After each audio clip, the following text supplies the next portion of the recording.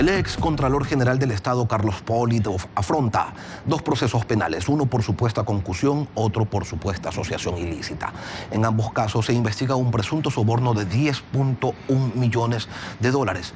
Contra Carlos Pollitt y otros 17 involucrados, la Procuraduría presentó una acusación particular al considerar que se ha afectado al Estado ecuatoriano. Así lo señaló este miércoles en este mismo espacio el doctor Diego García, procurador. Esto fue lo que dijo.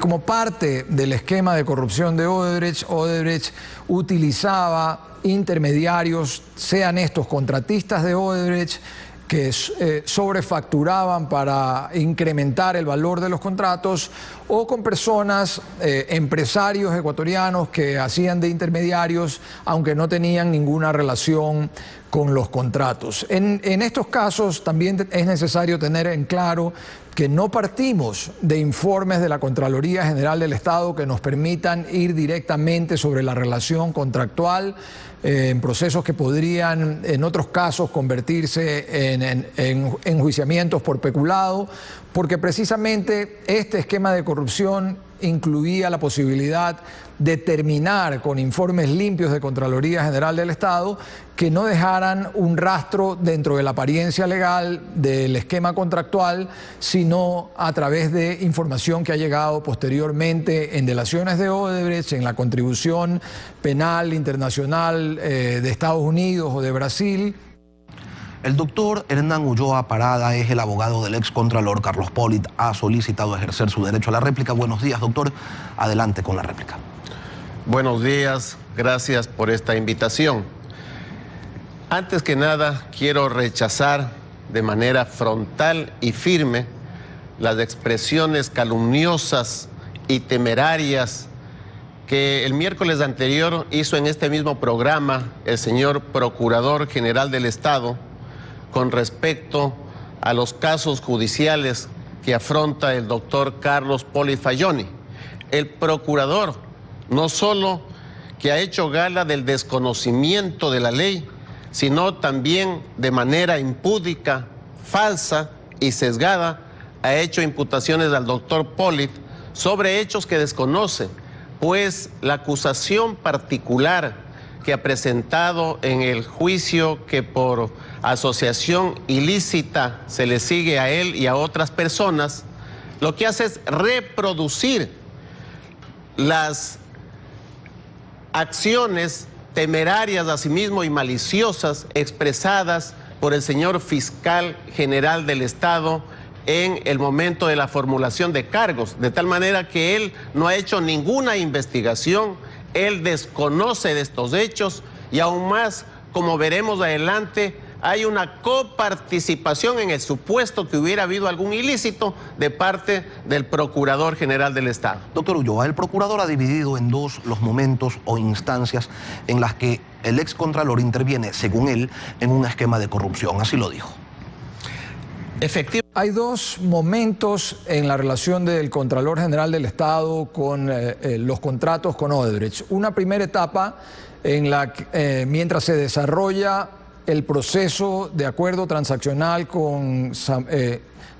de la hidroeléctrica San Francisco con Odebrecht, en ese momento el Contralor, que inicialmente había establecido algunas glosas e inclusive determinado indicios de responsabilidad penal en sus informes, a través de procesos de levantamiento de esas glosas, llega a un acuerdo con Odebrecht que está siendo discutido en este momento en el proceso de concusión, específicamente contra el ex Contralor Pollitt. Pero posteriormente, como parte de este mismo esquema de corrupción, la compañía Odebrecht llega a un acuerdo con el Contralor a efectos de que el resto de proyectos que estaba desarrollando Odebrecht en el Ecuador tuvieran este manto de aparente legalidad, es decir, obtener informes limpios de la Contraloría General del Estado a cambio de gratificaciones que son conversadas con funcionarios de Odebrecht, particularmente con José Conceizao Santos, y de las que existen suficientes evidencias en el proceso a través de grabaciones y recolección de evidencia que el mismo José Conceizao Santos se encargó de recolectar en el Ecuador y de entregar luego a la justicia en Brasil.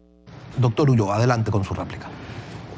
Como usted manifestó, señor Procurador General del Estado se refiere a dos momentos. Al uno, en que indica que el Contralor General del Estado ha hecho un convenio o algún arreglo con Odebrecht para dar un manto o una apariencia de legalidad a los contratos que esa empresa realizó en el Ecuador.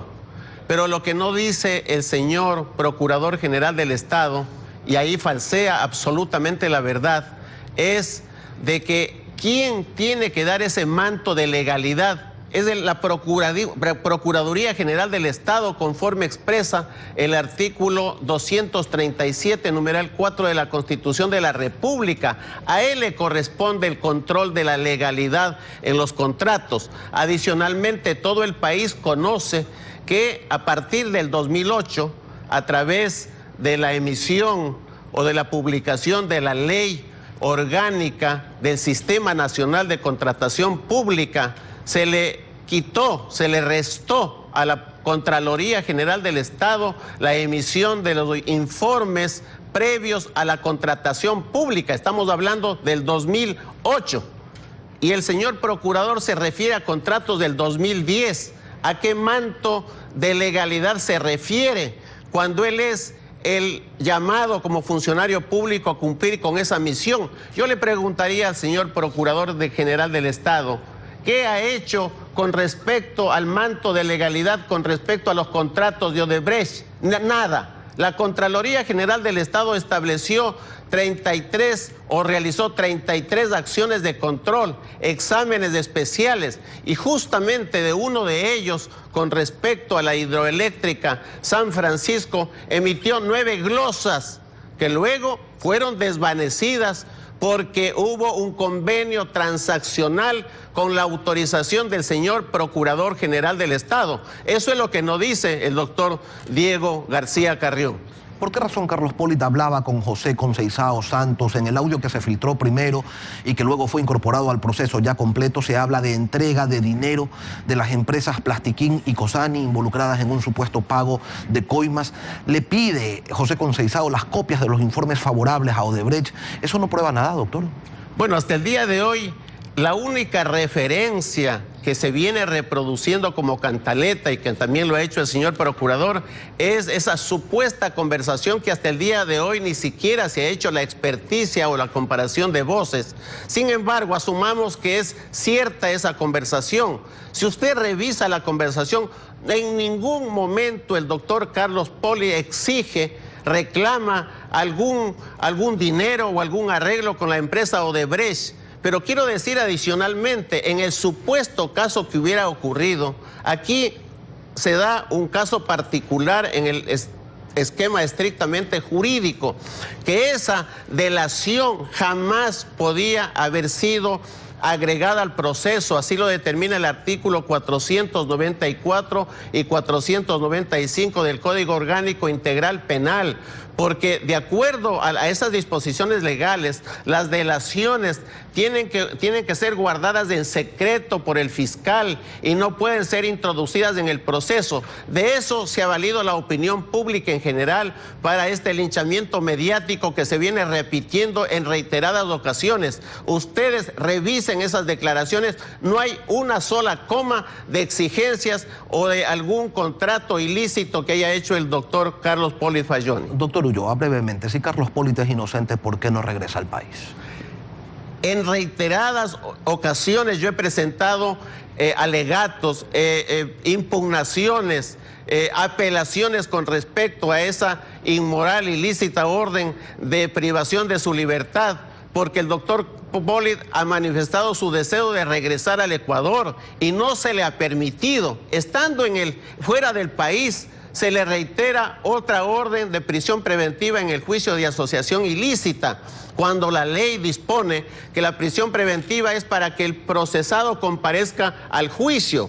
Sin embargo, estando fuera del país, le ordenan la prisión preventiva y eso significa ni más ni menos decirle al doctor Polit, no queremos que regrese al Ecuador. Yo reto a las autoridades judiciales que revoquen esa prisión preventiva y el doctor Polit vendrá al país. Brendan Ulloa Parada, abogado del ex Contralor General Carlos Polit, ha ejercido el derecho a la réplica. Gracias por acompañarnos.